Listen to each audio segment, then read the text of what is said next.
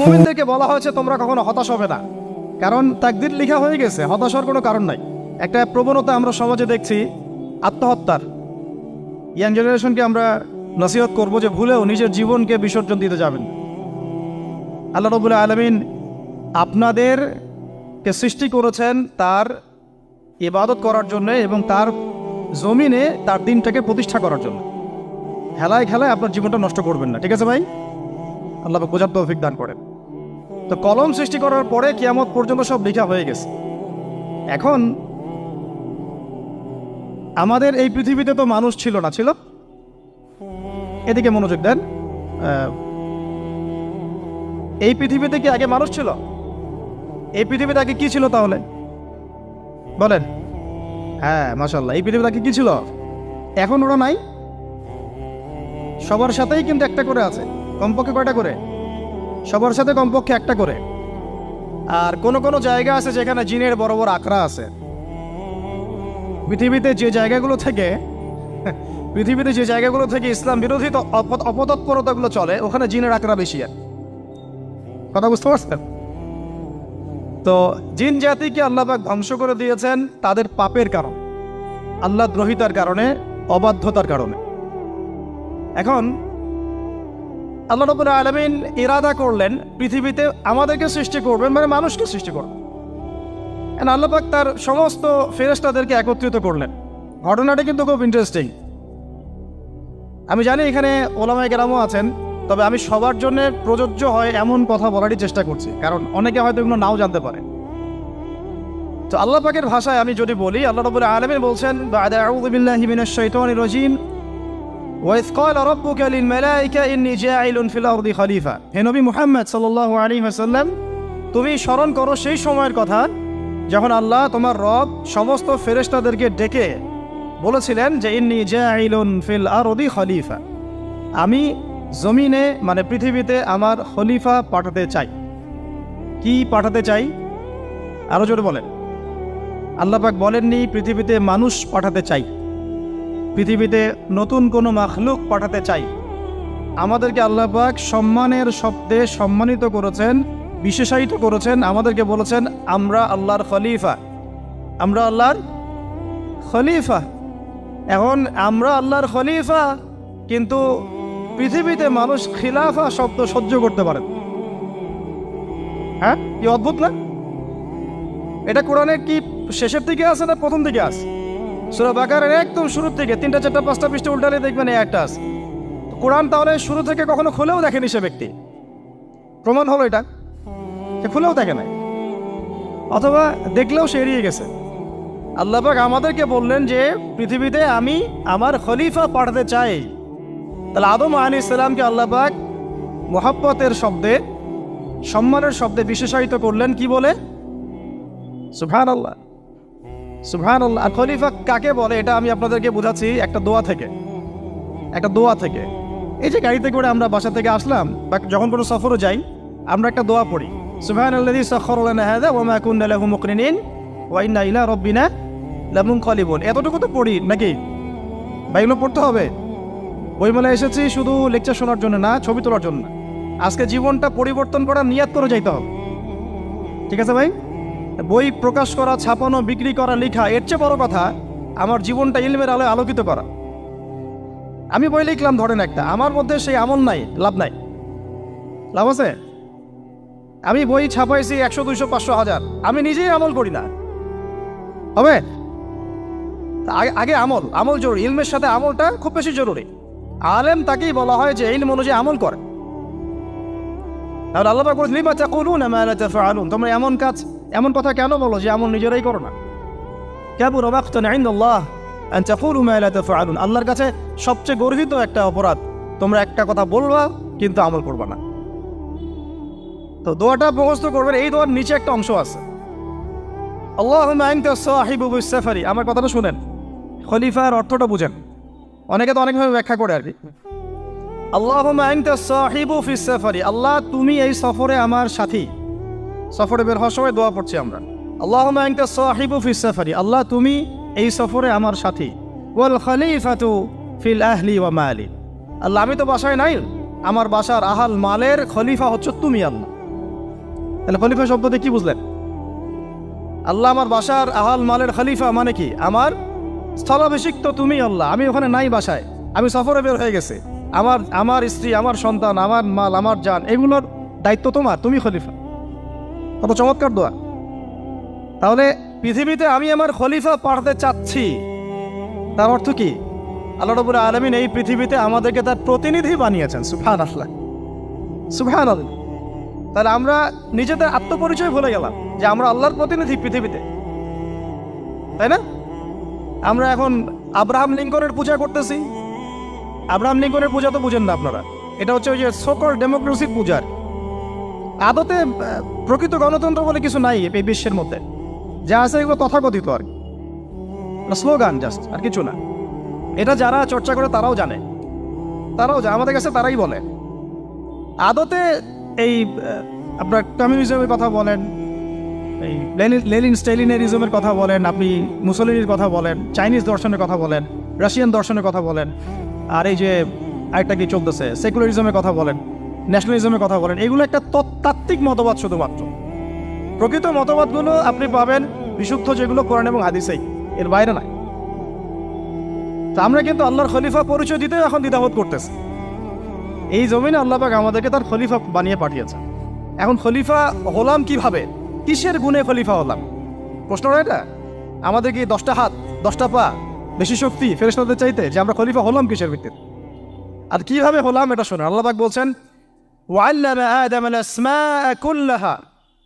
আল্লাহ বলছেন আমি আদমকে এই মহাবিশ্বের যত নাম আছে, নাউন্স, ইসম, সব শিক্ষা দিয়েছি। সুবহানাল্লাহ। এই মহাবিশ্বের যত নাম, এখানে ইসম শব্দের অর্থ কিন্তু জ্ঞান।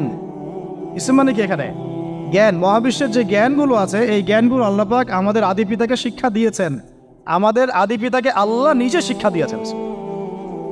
সৃষ্টিগতভাবে আমরা জ্ঞানী ছিলাম না, আল্লাহ পাক আমাদেরকে জ্ঞান শিক্ষা দিয়েছেন। আমরা ফিলোসফির বইগুলো খুললে দেখবেন ওখানে বুদ্ধিবাদ নামে একটা মতবাদ আছে। মানে তারা বলে যে মানুষ সৃষ্টিগতভাবেই একজন বুদ্ধিদীপ্ত প্রাণী। এটা ভুল কনসেপ্ট। সৃষ্টিগতভাবে আমাদের মধ্যে জ্ঞান ছিল না, আল্লাহ পাক আমাদেরকে জ্ঞান শিক্ষা দিয়েছেন। কথা বুঝতে পারছেন?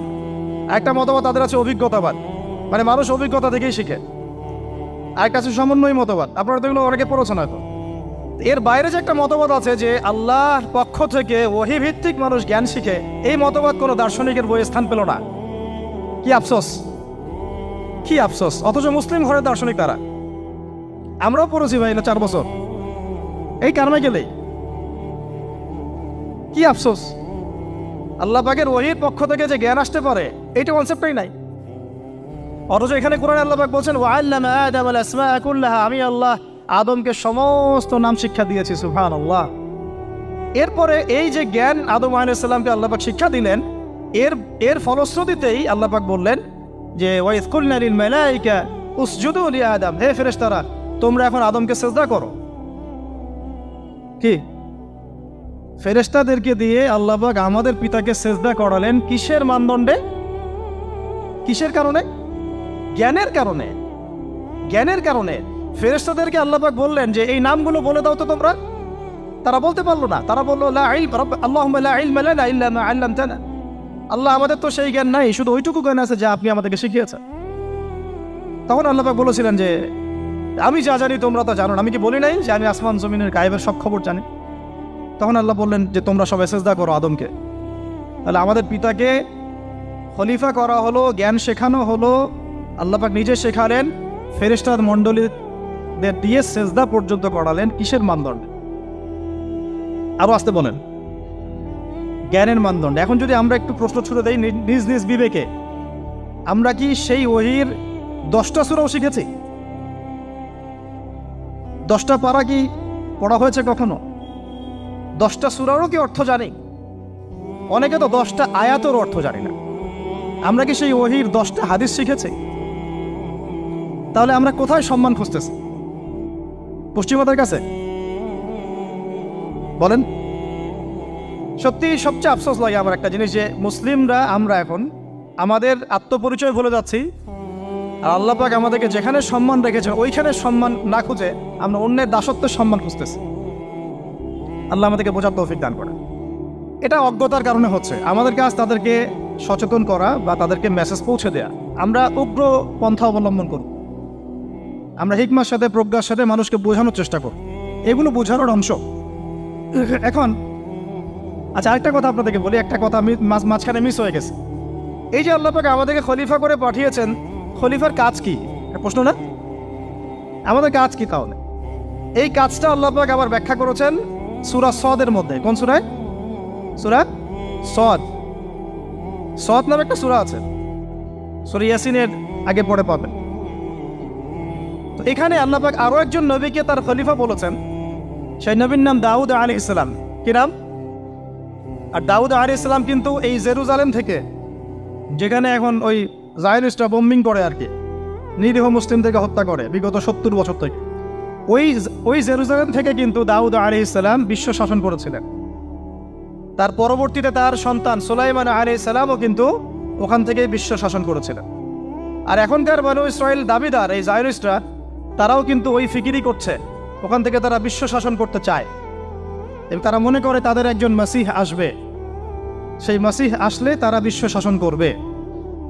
আমরা সেই মাসিহের নাম জানি মাসিহুদ দাজ্জাল। কি নাম?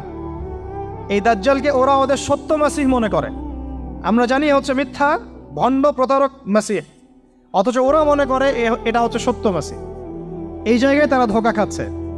অথচ সত্য মাসিহ হচ্ছেন ঈসা আলাইহিস সালাম, যিনি আবার শেষ জামানায় আসবেন এবং তার হাতেই এই মাসিহুদ দাজ্জাল মারা যাবে এবং তারপরে পুরো বিশ্বে আবার ওই খিলাফা কায়েম হবে। ওই যে খলিফা, ওটা সারা বিশ্বে কায়েম হবে। এই টাউন হলও বাদ যাবে না ইনশাআল্লাহ। এটা মানুষ মানতে চাচ্ছে না, কিন্তু মানুষ না মানলে কি? আল্লাহ পাকের নকশায় সব আঁকা আছে কখন কি হবে। কে কে কল্পনা করেছিল যে আজকে আপনারা বসে এখানে দিনের আলোচনা করবেন? কল্পনা করা যায় তো? যে শব্দগুলো আপনারা বলছেন এগুলো বললেই তো নাই গায়েব, এখন বলছেন। কেউ কি কল্পনা করেছিল যে হঠাৎ করে এমন একটা সময় চলে আসতে পারে? কেউ কিন্তু কল্পনা করেনি, আল্লাহ পাকের নকশায় ছিল। এখানে আমাদের একটা আফসোসের কথা, এখানে মাস্টার মাইন্ড আল্লাহ রাব্বুল আলামিন। প্রকৃত মাস্টার মাইন্ড কে? আমরা ক্রেডিট নেওয়ার প্রতিযোগিতায় ব্যস্ত হয়ে আছি এখন, কার কত ক্রেডিট নেওয়া যায়। এখানে একক ক্রেডিট পাওয়ার যোগ্য কেউ না, সমস্ত ক্রেডিট কার? আল্লাহ রাব্বুল আলামিন। এটা আল্লাহর সাথে গাদ্দারি করতে যায় না, তাহলে ভুলে যান। কারণ আমি বারবার বলেছি আপনাদেরকে, কোরআন থেকে একটা শিক্ষা আমরা শিখেছি, একটা কম যখন মাজলুম থাকে, দুর্বল মাজলুম জুলুমের শিকার হচ্ছে, আল্লাহ পাক সেই কমটাকে বাঁচান, কোনো না কোনো একজন ত্রাণকর্তাকে পাঠান, কোনো একটা সূরতে আল্লাহ পাক সেই কমকে বাঁচায় দেন।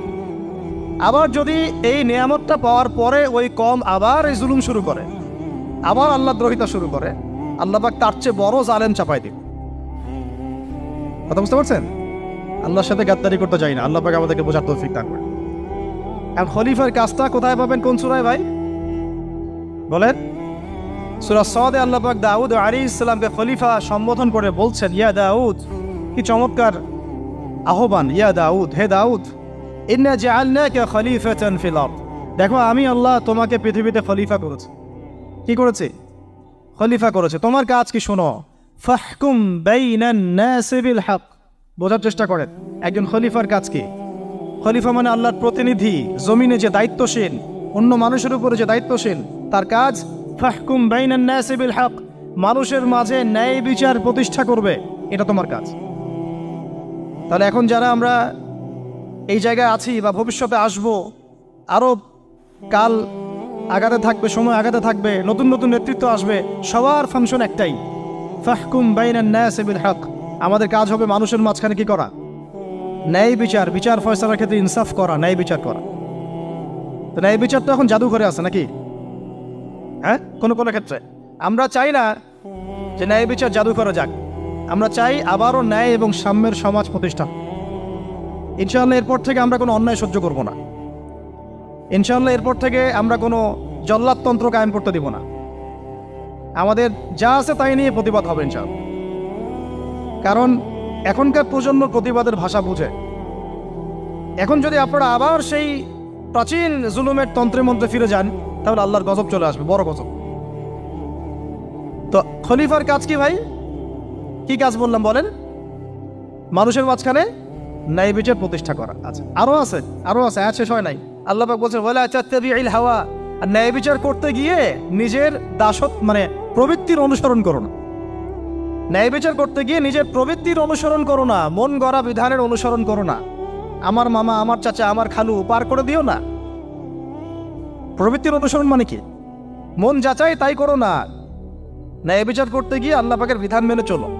আর সূরা মাইদাতে আল্লাহ পাক বলেছেন আয়াত নাম্বার 44, 45, 47-এ, ওয়ামান লাম ইয়াহকুম বিমা আনজালাল্লাহ ফাউলাইকা হুমুল কাফিরুন। যারা আল্লাহ পাকের হুকুম অনুযায়ী বিচার ফয়সালা করে না তারা কাফির। 45-এ গিয়ে আল্লাহ বলছেন ওয়ামান লাম ইয়াহকুম বিমা আনজালাল্লাহ ফাউলাইকা হুমুল ফাসিকুন। যারা আল্লাহ পাকের বিধান অনুযায়ী বিচার ফয়সালা করে না এরা ফাসিক, পাপাচারী। 47 নম্বর আয়াতে গিয়ে আবার বলছেন ওয়ামান লাম ইয়াহকুম বিমা আনজালাল্লাহ ফাউলাইকা হুমুজ জালিমুন। যারা আল্লাহর হুকুম বিধান অনুযায়ী বিচার ফয়সালা করে না এরা জালেম। তো কাফেরও বলেছেন আল্লাহ, ফাসিকও বলেছেন, জালেমও বলেছেন। তাহলে বিচার ফয়সালা করার ক্ষেত্রে আল্লাহ পাকের বিধানকে সর্বোচ্চ অগ্রাধিকার দিতে হবে। নিজের প্রবৃত্তির অনুসরণ করা যাবে না। যদি করে তাহলে কি হবে? ইউদিল্লাকা আন সাবিলিল্লাহ, তাহলে এটা তোমাকে আল্লাহর রাস্তা থেকে সরায় নিয়ে যাবে। এর ফলে কি হবে? জেনে রাখো, ইন্নাল্লাযীনা ইউদিল্লুনা আন সাবিলিল্লাহ লাহুম আযাবুন শাদীদ বিমা নাসু ইয়াউমাল হিসাব। এটা পড়ে দেয়, নিশ্চয়ই যারা আল্লাহ পাকের সরল পথ থেকে বিচ্যুত হয়ে গেছে তাদের জন্যে কাল কিয়ামতের মাঠে আছে আযাবুন শাদীদ। আযাবুন শাদীদ মানে কঠিন কঠিন যন্ত্রণাদায়ক শাস্তি, এই কারণে যে তারা কিয়ামতের দিনটাকে ভুলে গিয়েছে। শাদীদ এর অর্থটা কি এটা বোঝার জন্য আপনাকে সূরা হাদীদ পড়তে হবে। কোন সূরা? আসলে কোরআনের আয়াতগুলো হচ্ছে আকাশের তারার মতো। তারা দেখবেন আকাশের, তারা দেখাও সুন্নত। ইসলাম তো রসকসহীন ধর্ম না রে ভাই,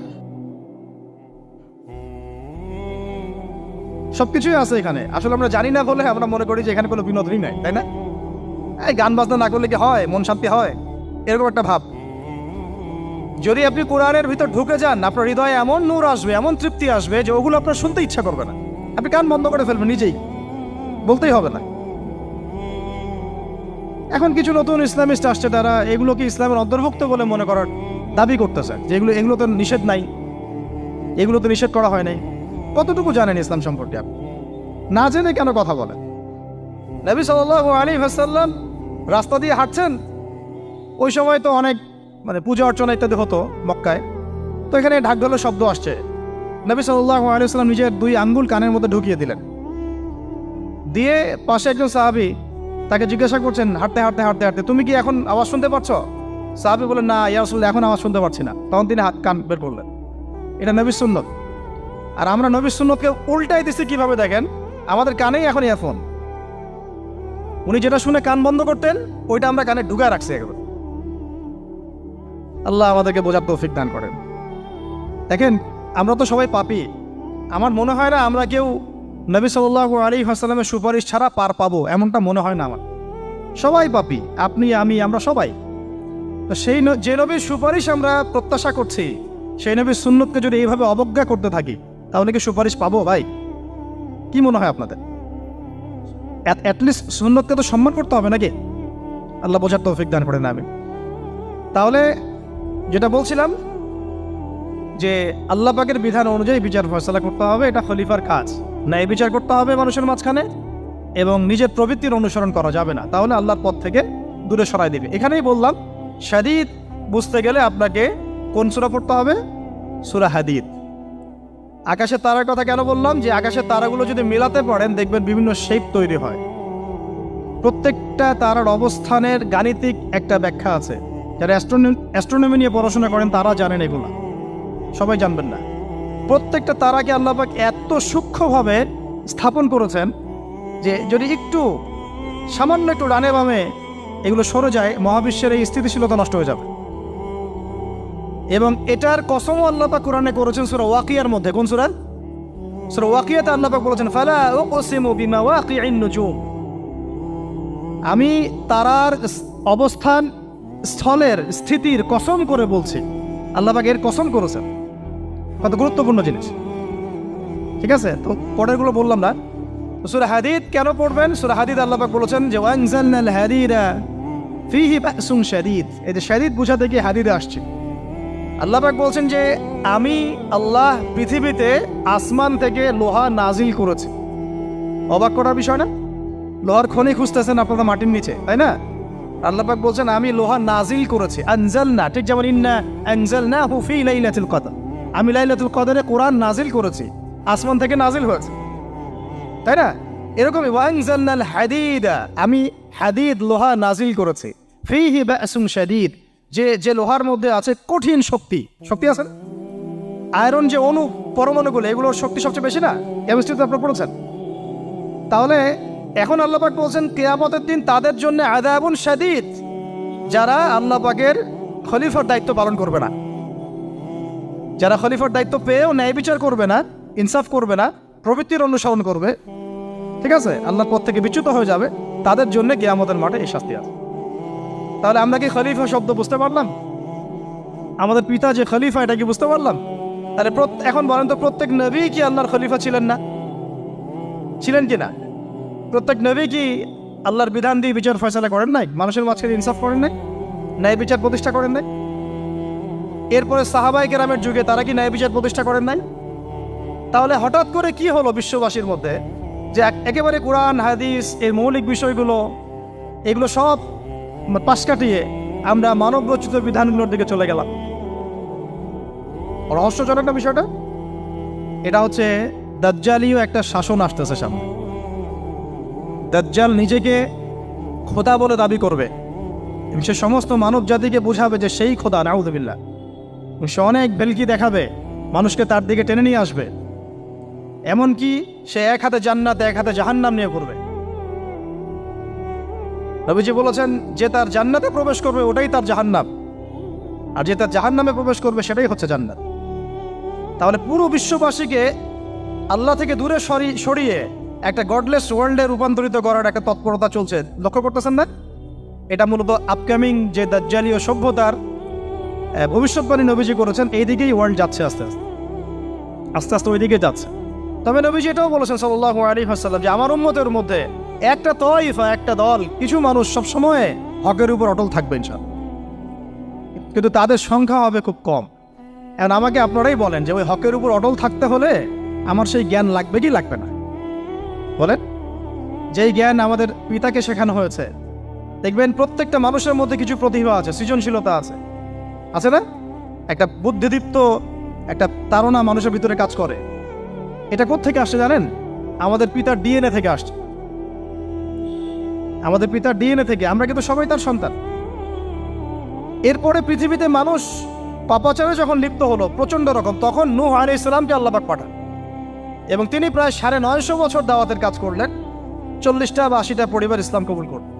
তখন আল্লাহ পাক এই মুমিনদেরকে বাদ দিয়ে সবাইকে গারদ করে দিলেন, ধ্বংস করে দিলেন। মানে আমরা যারা পৃথিবীতে এখন বেঁচে আছি, যে আপনি আমি, আপনাদের নাম আমি জানি না, আমরা যারা বেঁচে আছি, আমরা কিন্তু কোনো না কোনোভাবে ওই 40 বা 80 পরিবারের সন্তান। আমরা আত্মীয়, কিন্তু আমরা সবাই কিন্তু আত্মীয়, জানেন? 40টা বা 80টা পরিবার বাদ দিয়ে বাকি সব মানুষকে আল্লাহ পাক ধ্বংস করে দিয়েছিলেন নূহ আলাইহিস সালামের মহাপ্লাবনে। ঘটনা জানেন না? 40 বা 80টা পরিবারকে বাদ দিয়ে বাকি সবাইকে আল্লাহ পাক ধ্বংস করেছেন ওই মহাপ্লাবনে। তাহলে এখন এই বিশ্বে যত মানুষ আছে তারা কয়টা পরিবারের সন্তান? ওই 40-80। আমরা কোনো না কোনোভাবে একে অপরের আত্মীয় হই, মুসলিম অমুসলিম সবাই, মুসলিম অমুসলিম সবাই। আমরা যে অসাম্প্রদায়িকতার কথা বলি না, এই শব্দটাকে ভালো অর্থে নেওয়া যায়। কি অর্থে? অন্যান্য ধর্মাবলম্বী মানুষ যারা, তারা তাদের ধর্ম স্বাধীনভাবে পালন করবে, কোনো সমস্যা নেই, আমরা তাদের এই কাজে বাধা দিতে যাব না। একইভাবে আমরা আমাদের ধর্ম স্বাধীনভাবে পালন করব, তারা এখানে কোনো বাধা দিতে পারবে না। সিম্পল। তারা তাদের উৎসব তাদের মতো পালন করবে, আমরা আমাদের উৎসব আমাদের মতো পালন করব। না আমি মূর্তি পাহারা দিতে যাব, আর না আমি মূর্তি ভাঙতে যাব। সিম্পল। আমি পাহারাও দিতে যাব না, ভাঙতেও যাব না। সিম্পল। আমরা কি কুরবানিতে তাদেরকে বলতে পারবো ভাই আসেন আমার বাসায় দাওয়াত খান? এটা হয় কখনো? লাকুম দীনুকুম ওয়ালিয়া দিন, আপনাদের দিন আপনাদের, আমাদের দিন আমার। সিম্পল। এই অর্থে ঠিক আছে, কিন্তু সব ধর্ম মিলে যে নতুন ধর্ম বানানোর চেষ্টা করা হচ্ছে বাংলাদেশে, এটা ঠিক নাই। এটা শুভঙ্করের ফাঁকি। সব ধর্ম মিলে নতুন ধর্ম করার কোনো সুযোগ নাই। আমরা সবাই এক পরিবারের সন্তান। এখন আমাকে বলেন, নূহ আলাইহিস সালামের একটা ছেলে ছিল, নাম জানেন? কি নাম বলেন? কে? না, মাশাআল্লাহ। কয় ছেলে ছিল তার? হ্যাঁ না, মূলত চারজন সন্তান থেকে বড় বড় চারটা গোত্র সৃষ্টি হয়েছে। শাম এক সন্তানের নাম কি? এটাকে কেন্দ্র করে এই যে সিরিয়ান কন্টিনেন্টে, পুরো প্যালেস্টাইন, সিরিয়ান, অ্যারাবিয়ান কন্টিনেন্টে যত মানুষ তার বংশধর। ঠিক আছে? হাম একটা সন্তানের নাম হাম। এখান থেকে আফ্রিকার যে কালো কালো মানুষগুলো সব তাদের বংশধর। একটা হচ্ছে ইয়াফাস, ইউরোপিয়ান যারা সাদা চামড়া সব এদের বংশধর। আরেকটা যে কেনান। এই ছেলেটা কি বলেছিল? বাবা ডাকছে নৌকায় আসো তাড়াতাড়ি, নৌকায় আসো তাড়াতাড়ি, না হলে আজকে আল্লাহ পাক আযাব দিয়ে ধ্বংস করে দিবে। সে নবীর সন্তান হওয়ার পরেও আল্লাহ প্রদত্ত ওহীর জ্ঞানকে মূল্যায়ন না করার কারণে ধ্বংস হয়ে গেল। আর ওই 40টা বা 80টা পরিবার নাজাত পেল কিভাবে? আল্লাহর পক্ষ থেকে নাজিলকৃত ওহীর জ্ঞানকে প্রাধান্য দিয়ে আনুগত্য করে। তাহলে কোন জ্ঞানকে আমরা প্রাধান্য দিব ভাই? আমি বলছি না যে আমরা দুনিয়াবী জ্ঞানগুলোকে শিখবো না, ওই প্রসঙ্গে আমি একটু পরে আসছি যে আমরা শিখবো এবং কিভাবে শিখবো, কতটুকু শিখবো।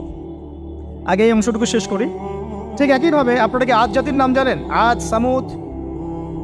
ওই যে সৌদি আরব এখন যেখানে লাইন বানাচ্ছে, লাইন প্রজেক্ট, ওই আল-ওলা বলে, আল-ওলা লাইন প্রজেক্ট বানাচ্ছে, দেখবেন অনলাইনে।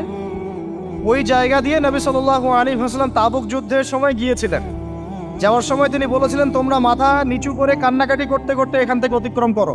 সাহাবীরা মাথার উপর কাপড় দিয়ে কান্নাকাটি করতে করতে জায়গাটা পার করেছেন, কারণ ওই জায়গায় সামুদ জাতি ছিল যাদেরকে ধ্বংস করা হয়েছে।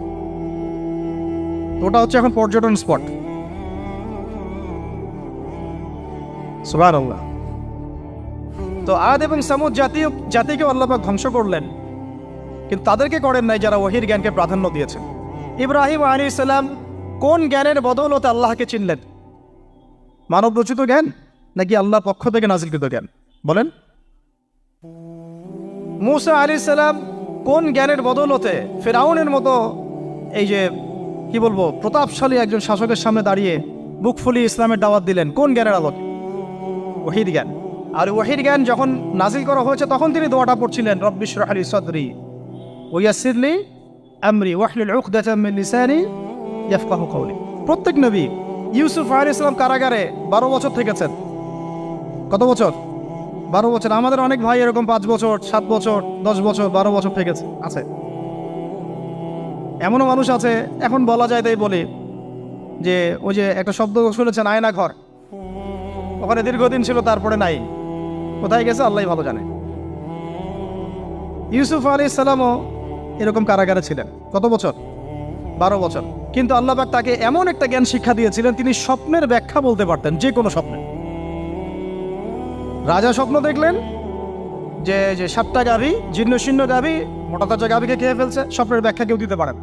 কিন্তু ওই জেলখানায় 2জন ছাড়া পাওয়া মানুষ, ছাড়া পাইছে 2জন আর কি, 2জনের মধ্যে একজন বেঁচে আছে, একজন নাই। মানে 2জন বসে বসে ইউসুফ আলাইহিস সালামকে বলছিলেন যে আমরা একটা স্বপ্ন দেখলাম যে আমার মাথায় রুটি আছে, পাখি এসে রুটি খেয়ে ফেলছে। আর আমি স্বপ্ন দেখলাম যে আমি শরাব পান করাচ্ছি, ব্যাখ্যা কি ইউসুফ? তোমাকে সত্যবাদী বলে জানি। ইউসুফ আলাইহিস সালাম বললেন, তোমার মাথায় রুটি যেটা খেয়ে নিচ্ছে তার মানে তোমাকে শুলদণ্ড দেওয়া হবে, আর তুমি যে পানি পান করাচ্ছ তার মানে তুমি নাজাত পাবে, ছাড়া পাবে। হলেও তাই। আর যে নাজাত পাবে তাকে ইউসুফ আলাইহিস সালাম বলে দিলেন যে তুমি রাজদরবারে গিয়ে আমার কথা বলো, আমার কথা আলোচনা করো। তো সে ভুলে গিয়েছিল। পরে যখন এই স্বপ্নটা দেখলো বাদশা, তখন বাদশা সবাইকে ডাকলো, ডেকে বললো যে এই গাভীর স্বপ্নের ব্যাখ্যা কি। তখন এই ব্যক্তির মনে পড়ছে, আর ইউসুফ তো ব্যাখ্যা দিতে পারে। সে গিয়ে ইউসুফ আলাইহিস সালামকে ডেকে নিয়ে আসতেছে যে এই রাজা স্বপ্ন দেখছে, ব্যাখ্যা কি। স্বপ্ন কিন্তু আপনার কাছে শুনে একটা স্বাভাবিক মনে হচ্ছে, আরে গাভীর আবার স্বপ্নের কি ব্যাখ্যা। তখন ইউসুফ আলাইহিস সালাম ব্যাখ্যা দিলেন যে 7 বছর ফসল ফলবে আপনাদের এলাকায়, তারপরের 7 বছর হবে দুর্ভিক্ষের সময়। কিসের সাথে কিসের ব্যাখ্যা? এই জ্ঞান কে শিখালেন তাকে? এই ইন্টারপ্রিটেশনের জ্ঞান কে শিখালেন?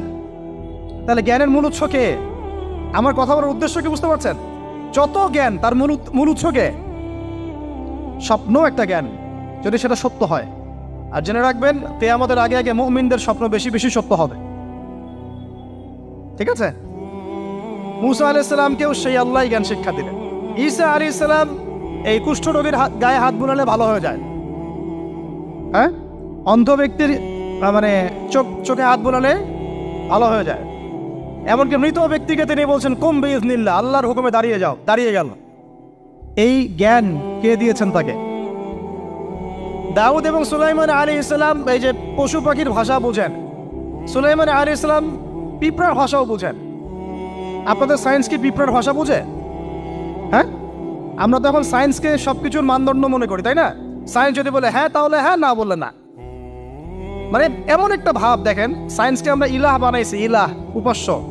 সায়েন্স যদি বলে যে পৃথিবী থেকে অমুক অমুক কোটি কোটি আলোকবর্ষ দূরে একটা গ্রহের সন্ধান পাওয়া গেছে, নাম দিল ধরেন যে আলফা এক্স ওয়াই জেড কিছু একটা, ওখানে হুড়পড়ি আছে, হ্যাঁ ওখানে দুধের সাগর আছে, মধুর সাগর আছে, তো মানুষ তখন বিশ্বাস করা শুরু করবে হ্যাঁ হ্যাঁ তাই তো, তাই থাকতেই পারে। নাসা বলেছে না হয়ে পারে, নাসা মন্তব্য করেছে না হয়ে পারে। ওরকম যদি বলে অনেক দূরে একটা আগুনের একটা বিশাল ইয়া পাওয়া গেছে, গ্রহ পাওয়া গেছে, ওখানে আযাব দেওয়া হয়, শাস্তি দেওয়া হয়, ওখানে অন্য মাখলুক আছে, ওদের ভাষায় এলিয়েন আর কি, মানুষ বিশ্বাস করে। এটা আল্লাহ পাক কোরআনে বলছেন যে সুলাইমান আলাইহিস সালাম পিঁপড়ার ভাষাও বুঝতেন, ওই কথা বিশ্বাস করতে চাচ্ছে না।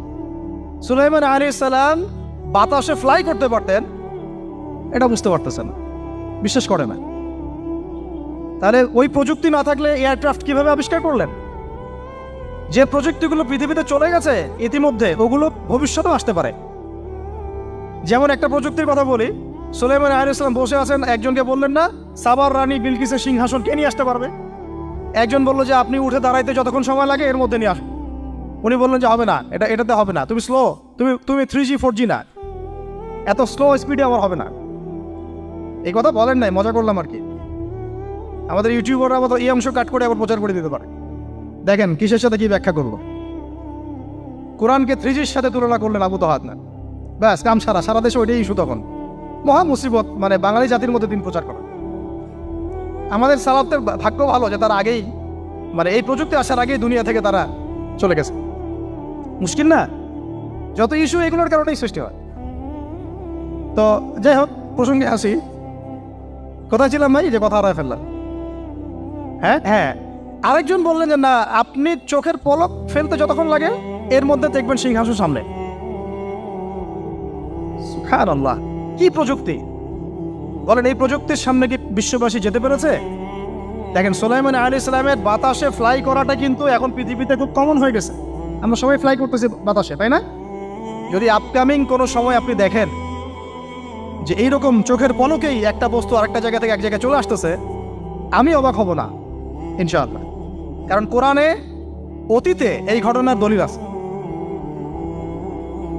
বুঝাতে পারতেছি না? এক কথায় সমস্ত জ্ঞানের মূল উৎসকে। এরপরে আসেন, অত আর লম্বা করছি না, আমাদের নবী মুহাম্মদ সাল্লাল্লাহু আলাইহি ওয়াসাল্লাম আসেন, আমরা তো তার উম্মত। 23 বছরে, একটু মনোযোগ দেন, এটা আলোচনার লাস্ট পার্ট, ঠিক আছে?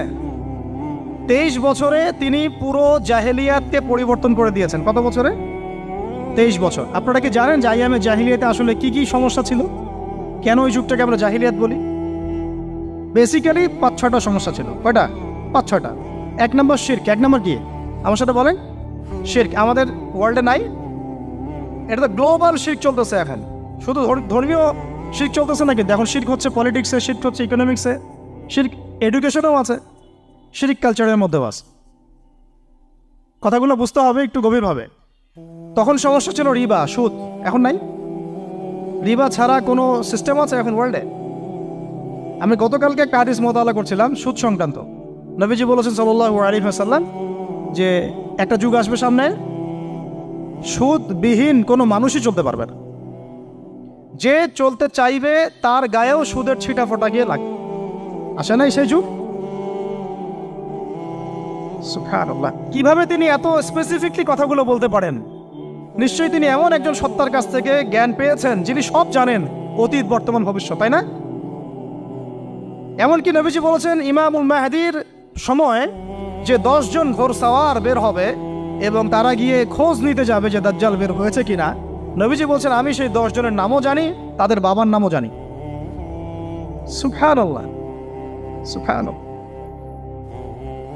কিয়ামতের মাঠে আলী রাদিয়াল্লাহু আনহু, আবু বকর রাদিয়াল্লাহু আনহু, ওমর, উসমান রাদিয়াল্লাহু আনহুম আজমাইন, তাদের হিসাবটা কেমন হবে ওইটাও নবী সাল্লাল্লাহু আলাইহি ওয়াসাল্লাম আগেই বলে দিয়েছে। সবচেয়ে দ্রুত হিসাব হবে এই উম্মতের আলী ইবনে আবি তালিব রাদিয়াল্লাহু আনহু। যাবেন, বেরোবেন, শেষ।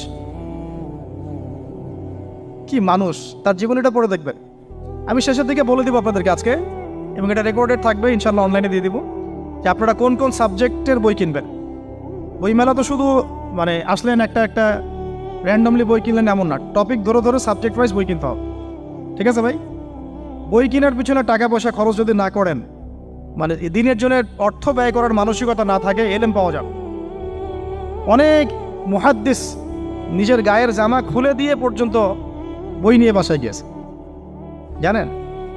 তাদের সমস্ত সম্পত্তি বিক্রি করে দিয়েছেন বই কেনার জন্য।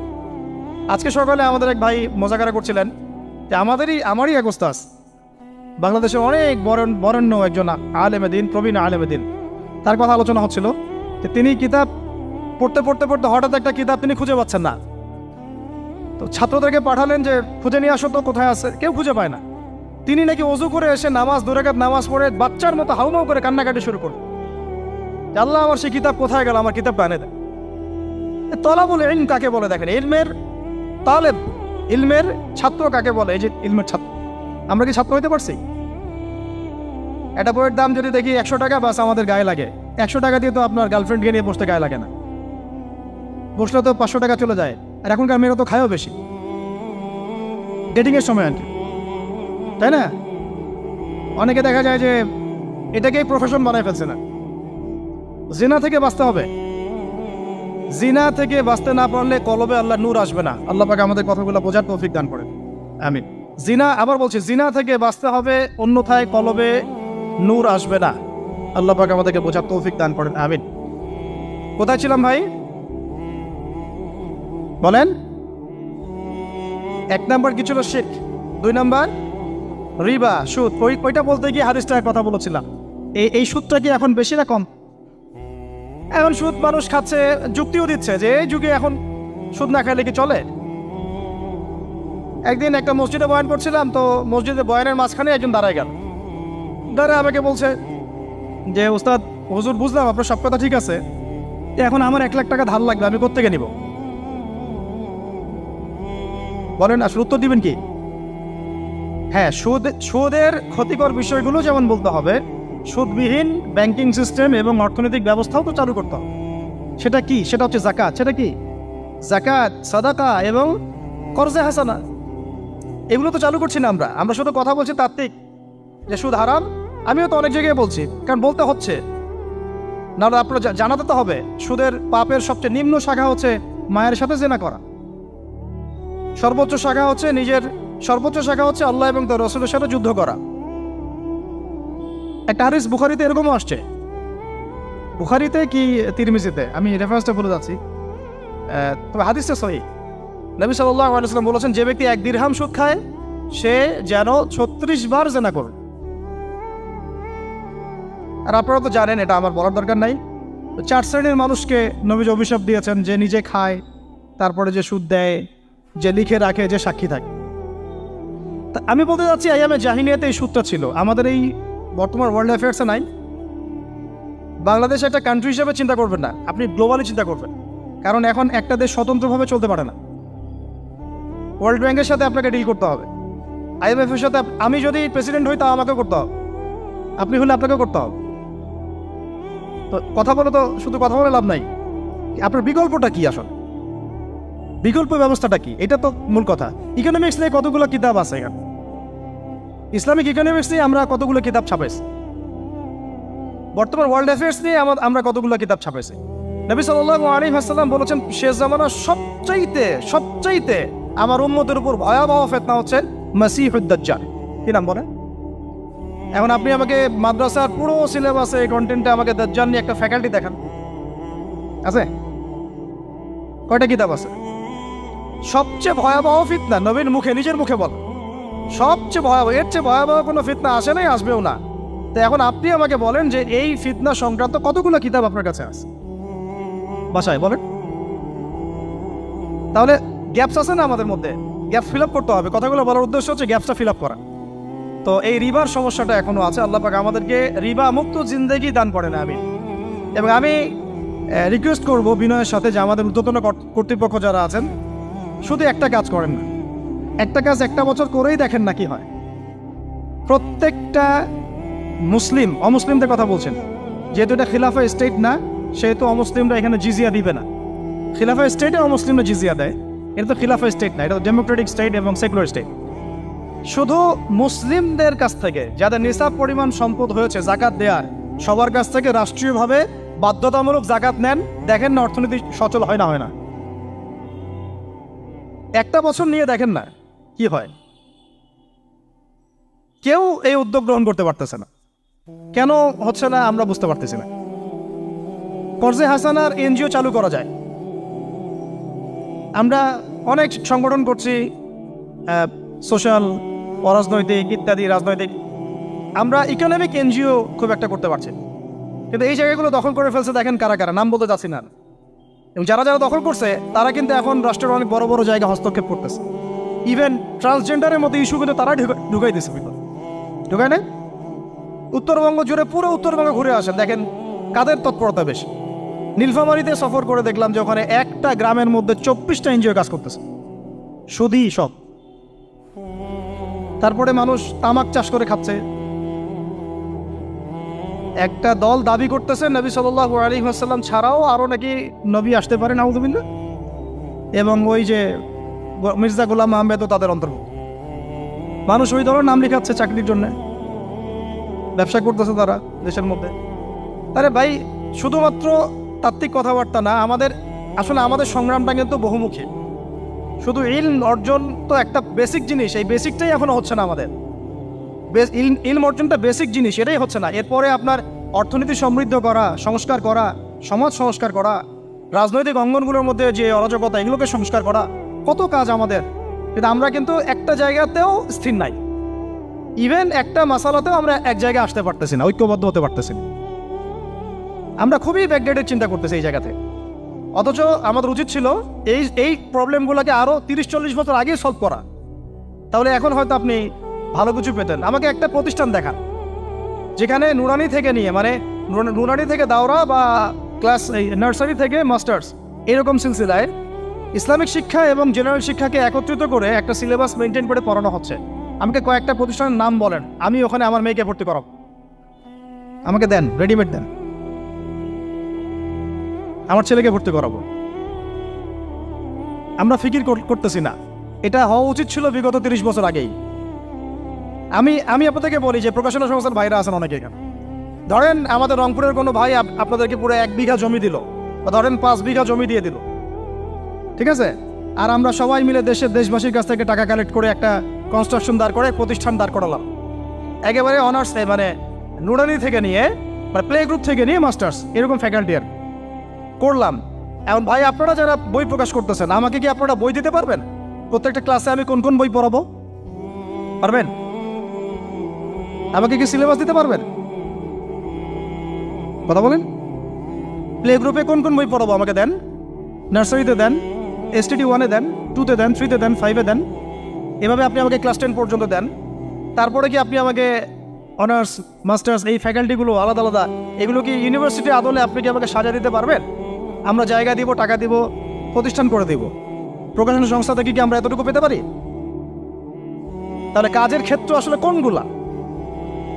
আজকে আদনান ভাইয়ের একটা বই নিয়ে পড়তেছেন, কালকে অমুক ওস্তাদের একটা বই নিয়ে পড়তেছেন, আজকে এইটা, কালকে সেইটা। কনস্ট্রাকটিভ পড়াশোনাটা কোথায়? ধরেন এই যে আমাদের এক ভাই, পরিচিত ভাই, ওই ভাই যদি বলে যে আমি ভাই একসময় দিনের পথে ছিলাম না, এখন ইসলামের পথে আসছি, তো আমি এখন আলেম হইতে চাই। কি হইতে চাই? আলেম হইতে চাই, কিন্তু আমার মাদ্রাসায় পড়ার কোনো সুব্যবস্থা নাই।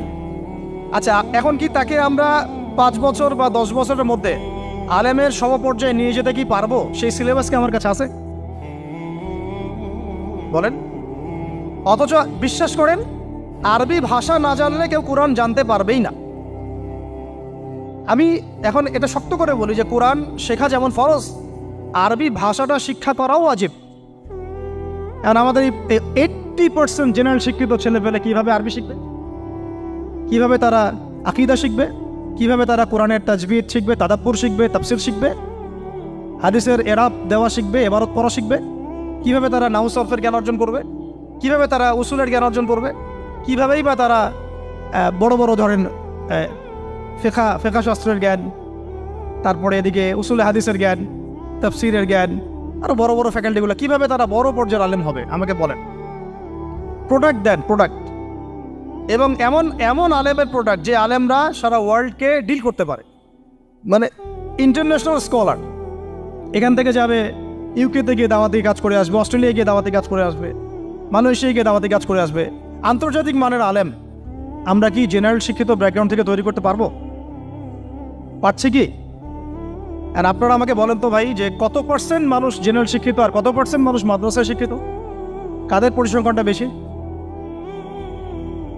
তারা কি, তাদের কোনো অবদান রাখার কোনো সুযোগ নাই? এখন যদি এই ক্লাসিক্যাল পড়াশোনা না হয়, ইলমের এই গভীরতায় না যায় এবং বড় বড় ওলামায়ে কেরামদের সোহবতে তারা না আসে, তাহলে কিভাবে তারা বিশুদ্ধ ইসলাম শিখবে আর প্রচার করবে আর প্রতিষ্ঠা করবে?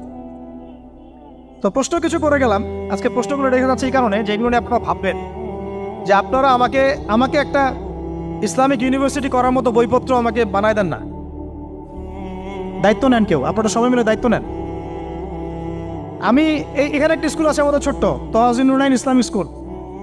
এই স্কুল আমরা করেছি প্লে, নার্সারি, কেজি 1, 2, 3, 4, 5 এতটুকু, ট্রাইলিঙ্গুয়াল, মানে বাংলা মিডিয়াম, আর Bangla medium English version, medium না ইংলিশ ভার্সন, আর অ্যারাবিক। এই সিলেবাসটুকু করতে, এই 8টা ক্লাসের সিলেবাস করতে আমাকে 7 দিন 8 দিন একেবারে বাংলা বাজার ঘাটাঘাটি করে, ওই আমরা আগে তো ইংলিশ মিডিয়ামে পড়াশোনা করতাম, ওই অক্সফোর্ডের বই ঘাটাঘাটি করো, ব্রিটিশ কাউন্সিলের বই ঘাটাঘাটি করো, তারপরে ওদের ম্যাথামেটিক্স, ওদের সায়েন্স, আবার এই মাদ্রাসার অ্যারাবিক, আবার এই সরকারি কারিকুলামের বই, এগুলো ঘাটতে ঘাটতে ঘাটতে একটা সিলেবাস আমরা দাঁড় করাতে পারছি। মাত্র 5টা ক্লাস পড়তে পারবে। এরপরে এটা করতে গিয়ে যে দেখলাম যে আসলে এগুলোর যে এত ঘাটতি আছে বাজারে, রেডিমেড কোনো প্রোডাক্ট এগুলোর নাই। থেকে ঘুরে ফিরে কি সেই আমরা একই জিনিসই চর্চা করতে থাকবো, নাকি আমরা একটু বহির্বিশ্বে যেভাবে দিন প্রচার হচ্ছে এই মান দিতে পারি? এটা আমাদের উচিত না করার কাজটা? হ্যাঁ, এটা তো আমাদের হাতে রাষ্ট্রীয় ক্ষমতা নাই, থাকলে না হয় উপরের লেভেল থেকে এগুলো করা যায় খুব সহজ। বরং উপরের লেভেলে যারা আছেন তারা তো আরও ট্রান্সজেন্ডার ঢুকাচ্ছেন, আপনারা তো এলজিবিটি ঢুকাচ্ছেন। তাহলে এই কাজগুলো কাদের করতে হবে? তাহলে বেসরকারিভাবে করতে হবে। এখন আমরা যারা বইকে ভালোবাসি, জ্ঞানকে ভালোবাসি, আল্লাহকে ভালোবাসি, রাসূলকে ভালোবাসি, চাই যে আমরা যা করছি আমাদের পরের প্রজন্মটা মানুষের মতো মানুষ হোক। কাজ কি কম না বেশি আমাদের বলেন? সেই ক্ষেত্রে কাজগুলো কিন্তু ওইভাবে হচ্ছে না ভাই। একটা বিষয়ের বই সবাই ছাপাচ্ছি, কেন? কি দরকার আছে? একটা বিষয়ের বই আমি সবাই ছাপাচ্ছি। একটা জিনিস, একটা হিস্ট্রি, একটা কিতাব, অনেকগুলো প্রকাশনী আপনারা করতেছেন। একই বই ফাইজুল কালাম সবাই করতে আছে। একটা বই তাসাউফ আত্মশুদ্ধি, অনেক প্রকাশনী করতেছে, কপি করতেছে। ভাই আমাদের কি কাজ? কি দুনিয়ার স্বার্থ উদ্ধার করা, না আমার দিনের কোনো খেদমত? আমার কথায় মাইন্ড করবেন না, আমি মাইন্ড করার মতো কথা বলছি না। আমি বলছি আপনাদেরকে আরও যেন কনস্ট্রাকটিভ হয় কাজগুলো। মানে আপনাদের সাথে আমি বসবো ইনশাল্লাহ আবার আলাদা করে, যে একটা আমাকে পুরো শিক্ষা ফর্মুলা আমাকে দিবেন, মানে প্রত্যেকটা ক্লাসের বই রেডি করে দিবেন, যাতে আমরা প্রতিষ্ঠান বানালেই একদম পুরা কমসে কম ক্লাস 1 থেকে 10 ঢেলে দিতে পারি, আমার পরিশ্রম করতে না হয়। ওখানে বাংলা মিডিয়ামের বই থাকবে, ইংলিশ মিডিয়ামেরও থাকবে, এবং অ্যারাবিক তো থাকবেই। একটা গঠনমূলক সিলেবাস, যেটা পড়লে আমার ছেলে মাশাআল্লাহ হাফেজও হবে, এদিকে মাশাআল্লাহ সে ইংরেজিতেও দক্ষ হবে, সায়েন্সেও দক্ষ হবে। এক পর্যায়ে যখন সে এসএসসি পাস করবে, সে দেখবেন যে যার রাস্তা বেছে নিচ্ছে। বেস আমি তাকে করে দিছি 10 পর্যন্ত। এখন সে ডক্টর হোক আর ইঞ্জিনিয়ার হোক, আর না হয় যদি আল্লাহর খলিফাই হয়, কোনো সমস্যা নেই। সমস্যা আছে? এটা দরকার ছিল ভাই, আরও 30 বছর আগেই দরকার ছিল। আমরা যেটা পাই নাই, এটা আমাদের আফসোস। আর এই জেনারেল ব্যাকগ্রাউন্ড থেকে এইরকম জায়গায় উঠে এসে এই যে এগুলো কথাগুলো বলা বা এই কাজগুলো করা, এগুলো সবাইকে হয়তো আল্লাহ পাক এভাবে কবুল নাও করতে পারে।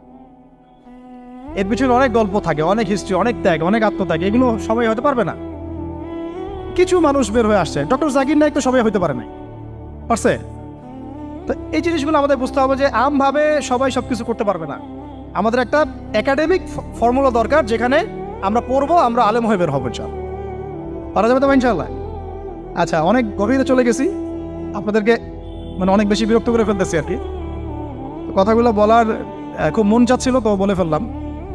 আর আমরা চাচ্ছি কথাগুলো সবার কাছে পৌঁছাক, যাতে করে অন্তত বিভাগীয় শহরগুলা, অন্তত ঢাকা, রংপুর, রাজশাহী, মানে বড় বড় শহর আমাদের চট্টগ্রাম, কক্সবাজার ইত্যাদি ইত্যাদি বড় বড় শহরগুলোতে যদি একটা করে এরকম একটা করে প্রতিষ্ঠান থাকে, যেখানে আপনি পুরো জেনারেল শিক্ষা এবং ইসলামী শিক্ষা দুটোকে সমন্বয় করে এবং এই মানে দ্বিমুখী শিক্ষার মেরুকরণটাকে দূর করে একটা কনস্ট্রাকটিভ সিলেবাস দিতে পারেন, দেখবেন আজকে না হোক, আজকে থেকে 10 থেকে 15 বছর পরে আমাদের ছেলে মেয়েদের একটা প্রজন্ম আসবে, দেখবেন ইনশাআল্লাহ ওরা আমাদের চেয়ে অনেক ডিনামাইট হবে। এই যে আজকে অনেকগুলো আয়াত বললাম, অনেকে হয়তো জানেন না বা পড়েন নাই, ওরা ক বলতেই বুঝে ফেলবে কোন সূরায় আছে। হবে না? সম্ভব। আর যদি না করতে পারি তাহলে ঘুরে ফিরে ওই একই অবস্থা। ওইটা দিয়ে হবে না ভাই। এই মানে ইসলাম বিষয়টা কি, এটা এমন না যে কিছু অংশ নিলাম কিছু অংশ নিব না, এটা এমন না। নিলে ভাই নেওয়ার মতো নেওয়া লাগে। উদখুলু ফিস-সিলমি কাফা, একেবারে পরিপূর্ণরূপে দিনে প্রবেশ করে সিরিয়াসলি নেন। চান্স তো একটাই। আল্লাহ পাক আমাদের কথাগুলো বোঝার তৌফিক দান করুন। আর আমাদের সন্তানদের সাথে তো আমরা এটা হতে দিতে পারি না। আমরা না হয় অনেক সময় নষ্ট করে ফেলছি। আমরা এই টাউন হলে বসে চা খাইছি, আড্ডা মারছি একসঙ্গে, স্কুলে পড়ার সময়, কলেজে পড়ার সময়। এবং এখানে কি হয় না হয় আমি খুব ভালো করে জানি। এবং আমারও সময় এমন কিছু হতো না যেটা এখন হোমোসেক্সুয়ালিটি, এখন এখানে হোমোসেক্সুয়ালিটি হয়। তাহলে বলেন এগুলো আমাদের জিম্মেদারি না? আচ্ছা, রংপুরে, অন্তত রংপুরের শহরে এইরকম উদ্যোগ নিতে পারবেন কারা কারা? হাত তুলেন দেয়। আমি যে কথাগুলো বললাম, কার কার সাহস আছে? এগুলো তাত্ত্বিক কথা বলে চলে গেলে কাজ হবে না। বইমেলা একবার হয়েছে, এরপরের বইমেলা না হয় আপনাদের প্রতিষ্ঠানের ক্যাম্পাসে করবেন, সমস্যা কি? রংপুরে অন্তত পক্ষে এরকম একটা ক্যাম্পাস গড়ে তোলেন। যার যা আছে তাই নিয়ে নামেন। কারো অর্থ থাকলে, কারো জমি থাকলে, কারো বুদ্ধি থাকলে, কারো প্রকাশনা সংস্থা থাকলে, কারো টিচার প্যানেল থাকলে আসেন, রংপুরে একটা কিছু করে দেখাই। আর সবাই যদি তাকায় থাকি একজনের দিকে, যে আদনান ভাই করবে, অমুক ভাই করবে, তমুক ভাই করবে, তারা তো হলো না। কারণ আমরা তো কারো উপর নবী হয়ে আসি নাই। সবাই মিলে হাত লাগালে তখন কাজ করা যাবে ইনশাআল্লাহ। এমন এই প্রতিষ্ঠানগুলোর দরকার আছে না নাই? এর গুরুত্বটা বোঝার যোগ্যতা আল্লাহ পাক আপনাদেরকে দান করেন, দোয়া করি আমি। তো ভাই আর লম্বা করতেছি না, আমি শেষের অংশটুকু বলে শেষ করে দিচ্ছি যে এই সুদ আর শিরক যেমন ওই সময় ছিল এখনও আছে।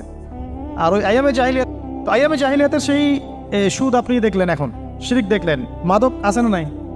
আইয়ামে জাহিলিয়াতের মাদক, আইয়ামে জাহিলিয়াতের এই নারী জাতির অবমাননা আছে না সমাজে? নাই? আর ব্যাখ্যা করতে যাচ্ছি না, আপনারা জানেন সব। আর আইয়ামে জাহিলিয়াতে ছিল একটা গোত্রীয় হানাহানি, দ্বন্দ্ব, মারামারি, এখন সমাজে নাই? এটাই তো চলতেছে এখন সমাজে। তো এখন এই জাহেলিয়াতের সমাজটাকে মাত্র 23 বছরের মধ্যে আমাদের নবীজি চেঞ্জ করে দিয়েছে। কত বছর? এখন আপনারা আমাকে বলেন তো যে তিনি কি কোনো জাদু করছেন? তিনি কি কোনো জাদু দেখাইছেন সমাজে এসে? মানুষকে মারছেন? মানুষকে কি তিনি মানে কঠোর ছিলেন? তিনি, তার কাছে আল্লাহর ফেরেশতা আসতো, তিনি কি সেই শক্তি কাজে লাগায় একদম সমাজের মানুষকে জোর করে ইসলাম কবুল করাইছেন? তিনি কি করছেন 23 বছরে? এটা বলেই শেষ করে দিব। তবে তার আগে শুধু এতটুকু বলবো, 23 বছর পরের মক্কাটাকে একটু দেখেন। 23 বছরের পরের মক্কাটাকে একটু দেখেন। ওই মক্কাতে কি কোনো শিরক আছে? হ্যাঁ, 23 বছর পরের মক্কা, ওখানে কি কোনো শিরক আছে? ওখানে কি কোনো সুদ আছে? কোনো মাদক আছে? বলেন। কোনো নারীর অবমাননা আছে? কোনো গোত্রীয় হানাহানি আছে? তার 23 বছরের মধ্যে পুরো সমাজটাই চেঞ্জ করলেন কিভাবে? জাদু তো করেন নাই, মানুষকে তো অত্যাচার করেন নাই, কটু কথাও বলেন নাই, এমনকি তিনি কারো গায়ে হাতও তোলেন নাই, তাই না? একটা কাজই তিনি করেছেন, সেটা হলো এই যে কোরআন এবং সুন্নাহর যে জ্ঞান, এই ওহীর জ্ঞানটাকে তিনি সবার মাঝখানে ছড়াই দিয়েছেন। এই তো কাজ। তারপরে সেই জ্ঞান যখন মানুষ শিখেছে, তার উপরে আমল করেছে, এবং সেই জ্ঞান এর উৎস আল্লাহ রাব্বুল আলামিন, তার কাছে আত্মসমর্পণ করেছে, নবীর কাছ থেকে আত্মশুদ্ধি অর্জন করেছে, এবং হালাল খেয়েছে, পরিবার গঠন করেছে, প্রজন্মকে তৈরি করেছে, সৎ কাজে আদেশ করেছেন, অসৎ কাজে নিষেধ করেছেন, প্রয়োজনে কখনো হিজরত করেছেন, কখনো মার খেয়েছেন, কখনো সবর করেছেন, কখনো বা জিহাদও করেছেন। এভাবে আস্তে আস্তে পুরো আরবের মধ্যে দিনটা প্রতিষ্ঠা হয়ে গেল। তাহলে মূল উৎসটা কি ছিল? জ্ঞান। মূল উৎসটা কি ছিল বলেন? জ্ঞান। আর এই জ্ঞানটার চর্চায় আমাদের সবাইকে করতে হবে। আল্লাহ পাক আমাদেরকে তৌফিক দান করে দেন। এর চর্চা করতে গেলে আমাদের সমাজে এখন দুইটা রাস্তা, এর বাইরে আপনি কোনো রাস্তা দেখবেন না, হয় মাদ্রাসা ব্যাকগ্রাউন্ড অথবা জেনারেল ব্যাকগ্রাউন্ড, এই তো। সমন্বিত কোনো প্রচেষ্টা খুব বেশি দেখা যাচ্ছে না। আজকে আমার কথা বলার মধ্যে একটা অন্যতম একটা গুরুত্বপূর্ণ পার্ট হচ্ছে সমন্বিত প্রচেষ্টা এখন থেকে নেওয়া উচিত। এতে আপনারা এগ্রি করেন না করেন না? যদি এগ্রি করেন তাহলে প্রত্যেকটা জায়গায় এরকম কিছু কিছু প্রতিষ্ঠান গড়ে তোলার চেষ্টা করেন। ইনশাআল্লাহ আজকে না হোক, আজকে থেকে 10-15 বছর পরে ফলাফল পাওয়া যাবে। ঠিক আছে ভাই? আল্লাহ পাক আমাদেরকে বোঝার তৌফিক দান করেন। শেষ করার আগে খালি কয়েকটা সাবজেক্ট বলবো। এখন যারা জেনারেল স্টুডেন্ট, আপনাদের তো মাদ্রাসায় যাওয়ার কোনো সুযোগ নাই, বা গেলেও আপনারা একাডেমিক্যালি পড়তে পারেন না। তাই আমি কয়েকটা সাবজেক্ট বলে দিচ্ছি, এই সাবজেক্টগুলো ধরে ধরে বই কিনবেন এই বইমেলা থেকে। ঠিক আছে? অন্তত প্রত্যেকটা সাবজেক্টের একটা করে বই কিনবেন। রাজি আছেন? রাজি নাই? অন্তত প্রত্যেকটা সাবজেক্টের একটা করে বই কিনবেন।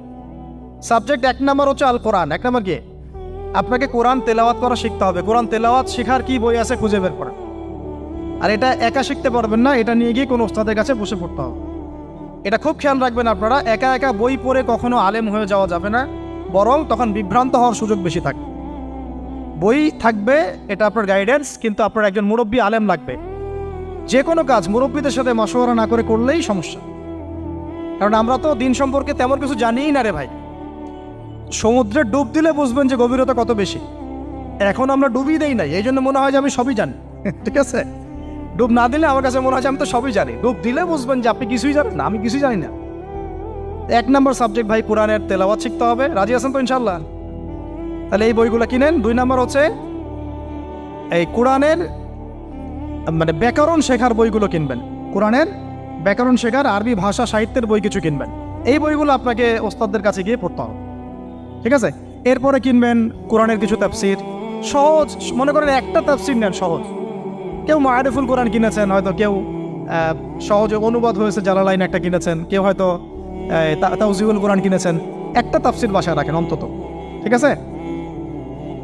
এটা হলো 3টা। 4 নাম্বার হচ্ছে হাদিসের অন্তত একটা বই কিনেন আজকে।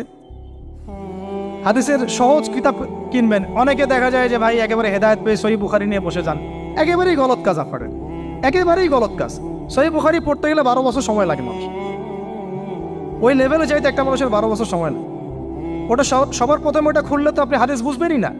মনে হবে যে হাদিস কোরআনের সাথে সাংঘর্ষিক, এরকম মনে হবে। সহজ থেকে 1 লাফে কি আমরা ক্লাস 10-এ যাই? আগে তো ক্লাস 1-এ ভর্তি হয়েছেন, তাহলে হাদিসের শাস্ত্রে আসছেন, আগে বুখারী ধরতে গেলেন কেন? সবার আগে আপনি মৌলিক কিছু হাদিসে আরবাইন কিনেন, ফয়জুল কালাম কিনেন। আস্তে আস্তে আপনি বুলুগুল মারামে যান, রিয়াদুস সালিহিনে যান, মিশকাতে যান। আস্তে আস্তে আপনি তিরমিজি নাসাই করতে করতে সহিহ বুখারীতে যাবেন, সমস্যা নাই। ঠিক আছে? হাদিস আরেকটা বললাম, কটা হলো?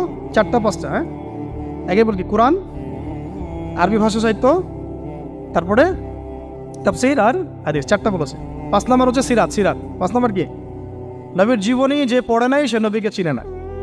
নবীর জীবনী না পড়লে না কোরআন বুঝতে পারবে না আর হাদিস বুঝতে পারবে। তো নবীর জীবনের অন্তত একটা বই কিনে যান এখান থেকে, অন্তত একটা। 60টা কি 70টা নবীর জীবনী আছে এই বইমেলাগুলোতে, খুলে দেখেন। আমার কাছে সবগুলোই আছে। এই চট্টগ্রামে ভাইরা যখন ছিলেন লালখানে কয়দিন আগে, আমি ভাইদের কাছ থেকে বই কিনেছি, নিজে কিনেছি প্রায় 70,000 টাকা একদিনেই। আর ওনারা আমাকে হাদিয়া দিয়েছেন মনে হয় আরো 30,000 টাকার হবে। তো এক পুরো বই ব্যাগ গাড়ি ভর্তি। তো প্রায় 60, আমি গুনে দেখলাম যে প্রায় 50 থেকে 60টা সিরাতের কিতাব আছে বাজারে। একটা তো কিনেন, অন্তত একটা সিরাতের কিতাব তো অন্তত কিনেন। তারপরে ইসলামের ইতিহাসের বই কিনেন। 6 নম্বর ইসলামের ইতিহাসের বই কিনেন। 7 নম্বর ইতিহাস না জানলে কিন্তু আমরা শেকড় চিনতে পারবো না। 7 নম্বর হচ্ছে এই 4 খলিফার জীবনী, সাহাবীদের জীবনী, তাবেঈদের জীবনী, ইমামদের জীবনী, এগুলো কিনেন। 8 নম্বর হচ্ছে ইসলামী অর্থনীতির কিছু বই কিনেন, ইসলামী অর্থনীতির। 9 নম্বর হচ্ছে এই ইসলামিক জিওপলিটিক্সের কিছু বই কিনেন। এই বইগুলো কিছুটা কম, আমি এটা ভাইদেরকে বলবো যে এগুলো ছাপানোর চেষ্টা করেন বেশি বেশি। আর 10 নম্বর হচ্ছে ইসলামী ফিকহের যে মাসলা মাসাইলগুলো জানার জন্য কিছু বই আছে, এইগুলো। এই 10টা সাবজেক্টের বই একটা একটা করে কিনে বাসায় চলে। আর একটা নসিহত করবো, বরেণ্য আলেমদের বই পড়বেন। মানে আমি একটা বই ধরেন কালকে বের করে ফেললাম, ভাই আবু তো আদনান ভাই লিখছে বলেই যে আপনাকে ওটা কিনতে হবে জরুরি না, এটা জরুরি না। সবার আগে আপনি বরেণ্য আলেমদের বইগুলো আগে পড়বেন, তারপরে আপনার একটা মেজাজ এমনি তৈরি হয়ে যাবে যে কোনটা হক আর কোনটা বাতিল এটা আপনি নিজেই বুঝতে পারবেন তখন।